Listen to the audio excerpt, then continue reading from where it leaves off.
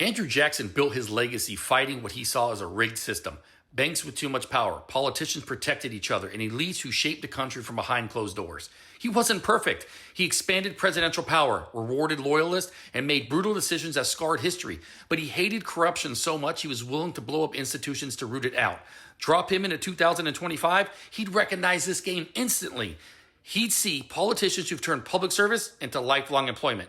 Financial systems built on debt, bailouts, and insider privilege. Parties blaming each other while quietly protecting themselves. Corporations and donors with more influence than the voters themselves. Jackson would say both parties became the machines he once fought. He'd see leaders who talk tough in speeches but fold behind closed doors. He shut down one national bank. Today, he'd see an entire financial world concentrated on a handful of institutions, and he'd call it exactly what it is: power without accountability.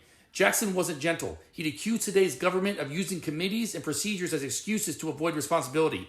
He'd say the system doesn't fear the people anymore, it just manages them. His final verdict on today: you didn't just lose control, you handed it over. Not to one party, not to one ideology, to a political class that learned people argue about sides while power stays where it wants to be.